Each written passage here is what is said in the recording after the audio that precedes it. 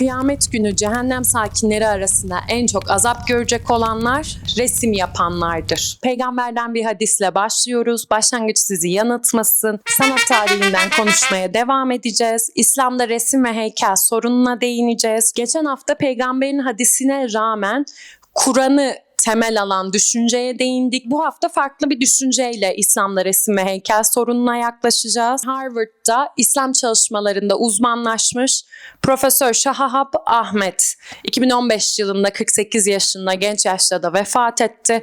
Onun İslam Nedir kitabını çok beğeniyorum. Geçen hafta bahsettiğim düşünürlere karşı çıkıyor. Hadis Kur'an'la birlikte İslam'ın temel kaynağıdır diyor.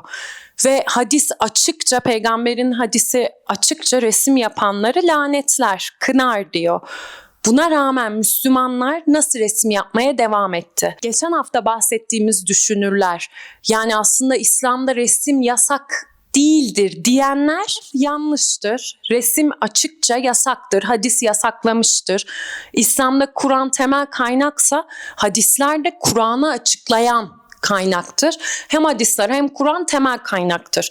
Müslümanlar yasak olmasına rağmen yıllarca, yüzyıllarca nasıl resim ürettiler? Bunu hayal edemedikleri için düşünürler İslam'da resim yasak değildir diyor. Halbuki Müslümanlar İslam'da resim yasak olmasına rağmen onu yapmaya devam ettiler. Resimli kitapların lüks tüketim malları olarak alınıp satıldığını görüyoruz. Diplomatik hediye olarak verildiğini görüyoruz. Çizerlerin, illüstratörlerin, hükümdarlar ve siyasi elitler tarafından korunduğunu görüyoruz. Firdevsi'nin Şahnamesi 1568'de Şii Safevi Şah Tahmasp tarafından Sünni Osmanlı Sultanı II. Selim'e hediye olarak verildi. Burada sormamız gereken soru, yasak olmasına rağmen Müslümanlar bunu nasıl yapmaya devam etti? Nasıl figürler çizmeye devam ettiler?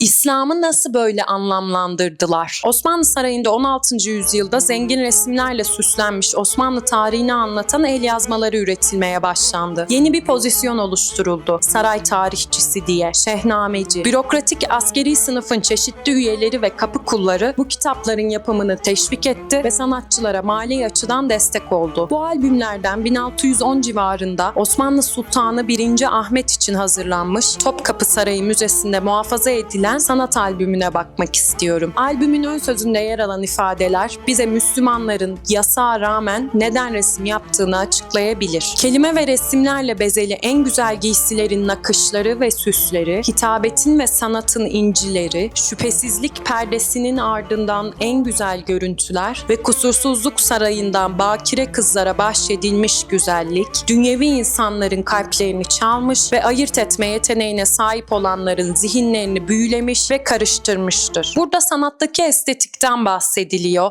Kelimelerin süsleri, kelimelerin nakışlı giysileri, inciler derken ve fiziksel güzellikten de bahsediliyor. Bakire kızların güzelliği derken. Tüm bu güzelliklerin kaynağı şüphesizlik perdesinin ardındaki olarak gösteriliyor.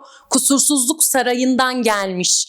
Kusursuz ve şüphesiz var olan nedir? Yaratıcı. Bu perde imgesi de tasavvufta çok sık gördüğümüz yaratıcıyla yaratılanı ayıran perdedir. Hakikati kapatan perdedir.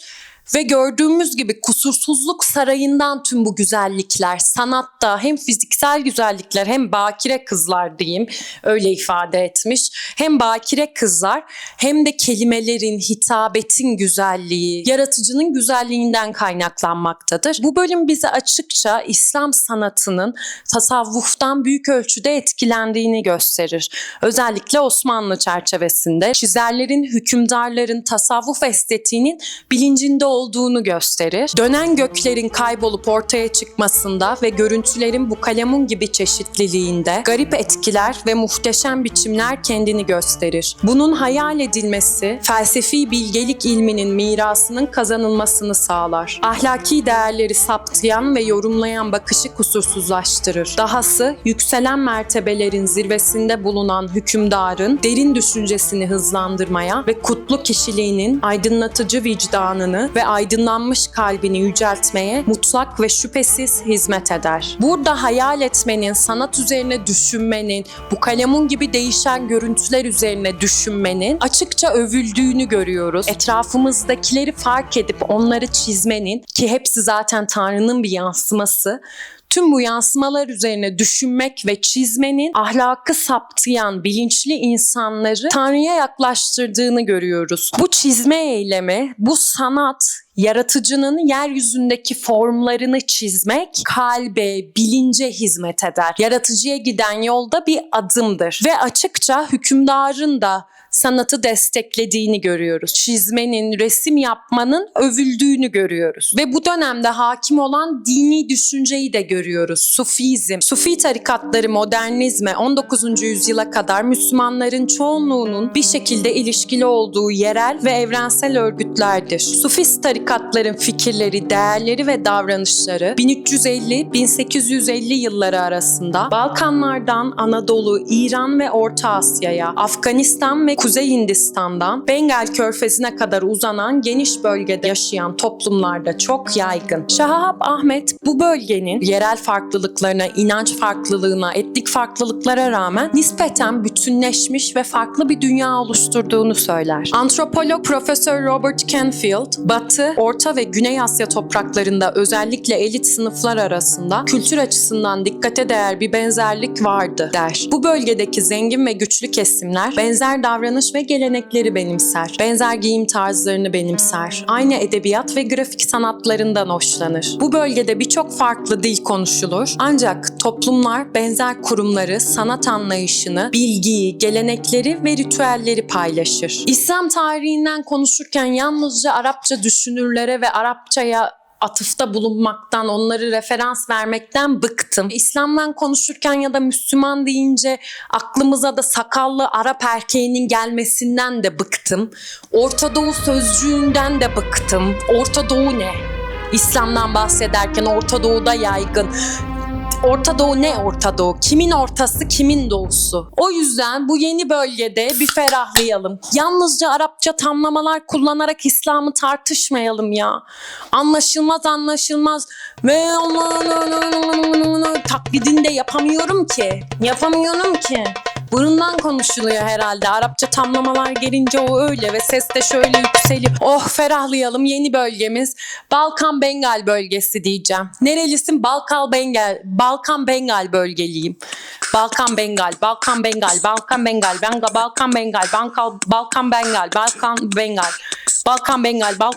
Bu bölgede Sufizm ana akımdır ve kurumlarında, dergahlarda, tekyelerde zikir, Tanrı'yı toplu olarak anma ritüelleri gerçekleşir. Semazen gösterileri gerçekleşir. Evliya mezarları ziyaret edilir. Camide inzivaya çekilinir. Sufi metinleri öğretilir. Sufizmin yayılmasında İbni Arabi'nin eserleri büyük rol oynar. Onun felsefi yorumcusu, Osmanlı İmparatorluğu'nun ilk medresesinde hocalık yapan Davud al-Kaysari tarafından geliştirilir ve yayılır. Sufizm insanın varoluşu ve evrendeki yeri üzerine yepyeni bir dil, çok farklı terimler geliştirdi. Sufizme göre hepimiz Tanrı'nın bir yansımasıyız ve bu yaratıcıya ulaşabilmek için mükemmel insan, kamil insan olunmaya çalışılır ve bu bilinçli bir yaşamı öngören bir yoldur. Sufizmde şarap da içilir, resimler de çizilir. Sufist tarikatlarının yaygınlığı, hükümdarlardan elitlere toplumu etkilemesi, bu fikirlerin ve davranışların Müslümanlığın ayrılmaz bir parçası olduğunu gösterir. 1350'den 1850'ye kadar İslam'da hükümdarları, yöneticileri etkilemiş bir düşünceden bahsediyoruz. Figüratif resimler çizmenin, suratlar çizmenin ve içki içmenin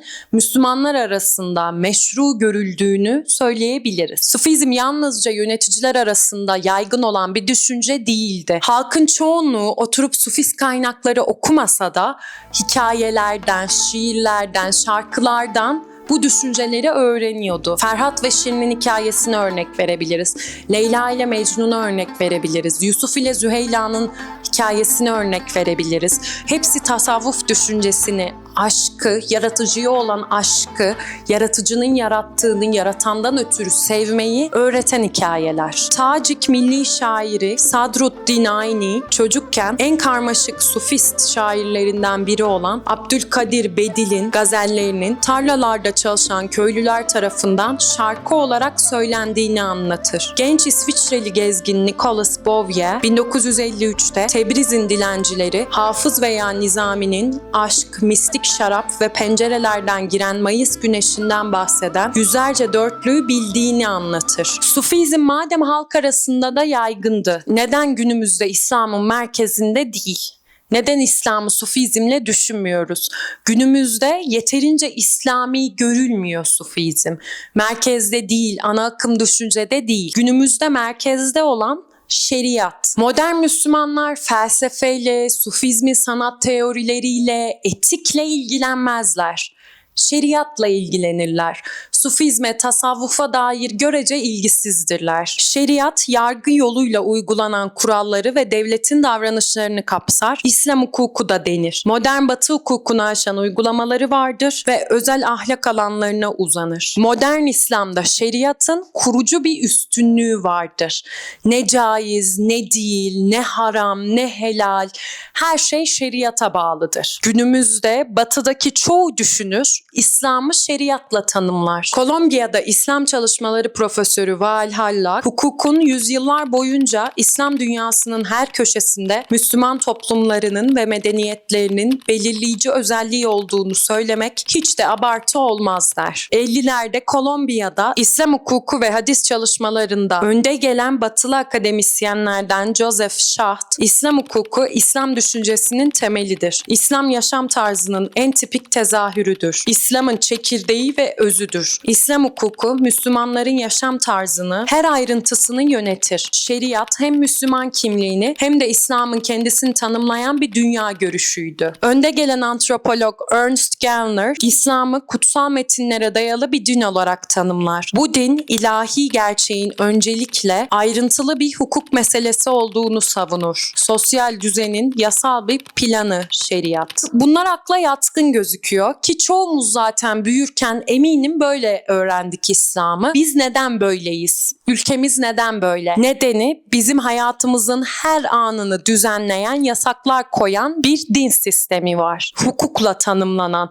hayatımızın her alanında bize yasaklar koyan, ne yapmamız gerektiğini söyleyen, en ince ayrıntısına kadar, ne giyeceğimizden ne yiyeceğimize kadar her şeyi düzenleyen bir plan. Bu nedenle küçükken gördüğüm filmlerdeki ülkeler gibi olamıyoruz. İslam zaten modernizmde, günümüzde uyumsuz görülüyor. Ayak uyduramıyor çağdaşlığa. Neden? Çünkü İslam hukuku her anında bizi durduruyor. Bu yasaktır, bu değildir diyor. İslam'ın doğası bu. Peki İslam'ı yalnızca şeriatla tanımlamak, İslam tarihi boyunca yaygın bir düşünce miydi?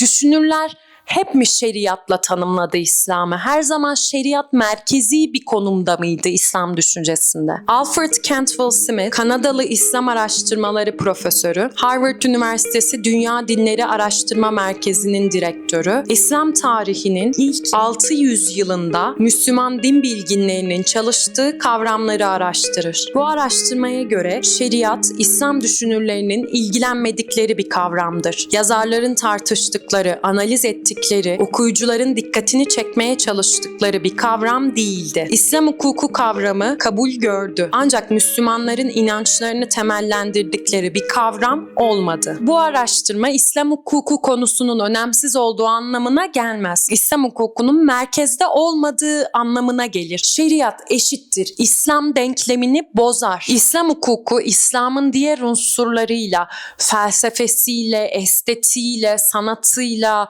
tasavvufuyla, tarikatıyla bir arada yer alan bir düşünce. İslam'ın tamamı değil, yalnızca bir parçası. Sadece unsurlardan birisi. İslam teoriyle, pratiğiyle, metniyle büyük bir düşünce projesi, tarihsel bir bilinç, tek boyuta, şeriata indirgenemez. Hiçbir insan deneyimi böyle değerlendirilemez. Koca bir İslam tarihini, felsefesini, sanatını yok sayıyoruz.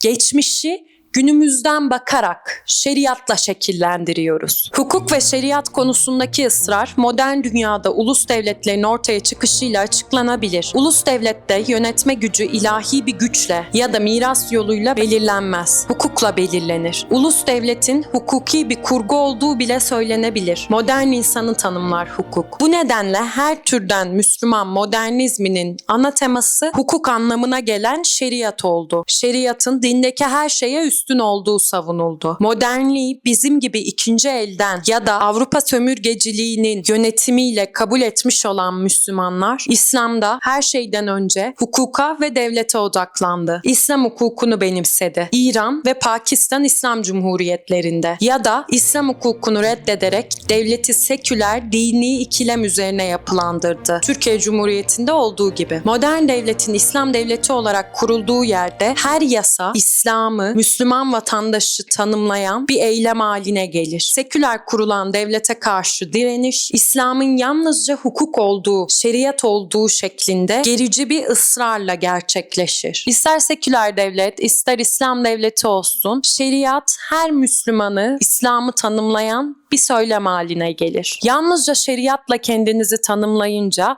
varoluşunuz ne caiz ne caiz değil, ne günah ne sevap ikilemine indirgenir. Helal, haram bunlar dindeki tek ölçüt haline gelir. İslam'ı bu şekilde yalnızca hukuka indirgemek, felsefeden, sanattan, tasavvuf geleneğinden, sufizmden kopararak değerlendirmek, uzuvlarını kesip atmak anlamına gelir. İslam'ı bu şekilde bir formüle indirgeyince de, bir reçeteye indirgeyince de onu yalnızca resim ve heykel sorunuyla, resim ve heykel yasağıyla tanımlar hale gelirsiniz. Vahabilikte Mekke ve Medine'nin yıkılıp tarihin üzerine oteller dikildiğini anlatmıştım. Bu yıkım İslami geçmişin, anlamların, hayal etme biçimlerinin yıkımı aslında. Müslümanlar bu en anlamlı iki şehrin yıkımını görece bir kayıtsızlıkla kabul eder. Tıpkı İslam'ın kavramlarının, anlamlarının ve tarihinin yıkılmasına karşı yaklaşımları gibi. Günümüzde modern bir Müslüman bu iki şehre gittiğinde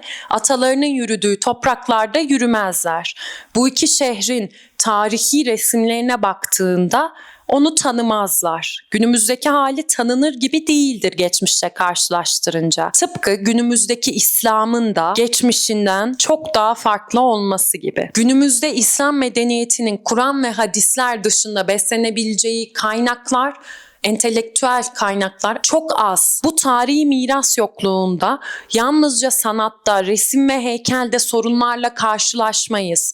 Günlük hayatımızda her adımda sorunla karşılaşırız. Çünkü dönüp bakabileceğimiz, feyz alabileceğimiz, sorular sorabileceğimiz, yanıtlar arayabileceğimiz kaynaklar çok az. İslam'da resim ve heykel sorunu yalnızca hadislere ve Kur'an'a bakarak yanıtlanamaz. Resim ve heykel sorunu modern Müslümanların İslami kavramlara ve İslami tarihe bakışındaki sorunları ortaya koyar. Resim ve heykel sorununu yaratan şey modern İslam'ın, İslam tarihinin bir problemidir. Okay, bye.